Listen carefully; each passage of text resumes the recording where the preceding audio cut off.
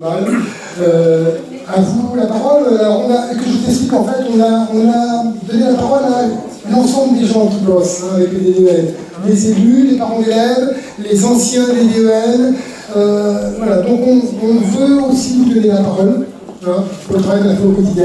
On a parlé entre autres de la charte de l'accompagnement dont on avait discuté ensemble également. Rachel. Voilà, ou celui de ou tous les deux. Voilà. On va peut-être justement le faire en duo avec Rachel.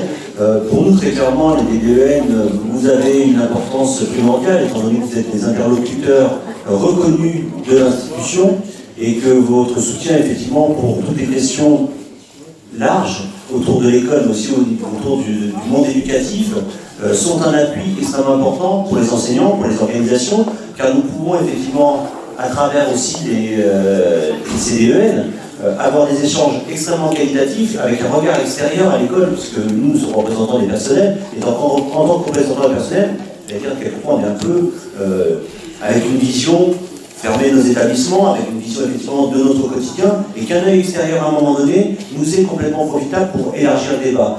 Moi, je retiens particulièrement la vigilance que vous avez sur les phénomènes de société. Hier soir, on a eu un échange au CDEN sur la question des enfants scolarisés sur les établissements privés sous contrat et hors contrat. Et je crois que c'est extrêmement important, effectivement, qu'on ait cette vigilance partagée avec, effectivement, cette œil de l'école qui dit qu'il y a un phénomène de société dans un département qui peut émerger. Attention, soyons clairvoyants et, effectivement, regardons et réfléchissons à comment on arrive, effectivement, à border les choses de telle façon que ça ne prenne pas trop d'ampleur et qu'on ne soit pas dépassé par le phénomène lui-même, quoi.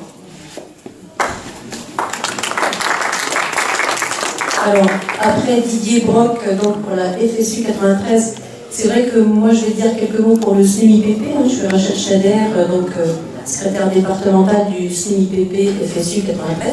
Et c'est vrai que je suis très contente qu'on ait réussi à vous rejoindre, c'était très compliqué sur la route. Je vais dire quelques mots vraiment dans la suite de ce qu'a dit Didier en le situant sur le terrain des valeurs, parce que je crois que c'est ça que nous partageons avec vous, les DDEN. Pour dire que pour le SNUIPP, un DDEN, c'est peut-être d'abord ce défenseur vigilant de l'égalité en éducation.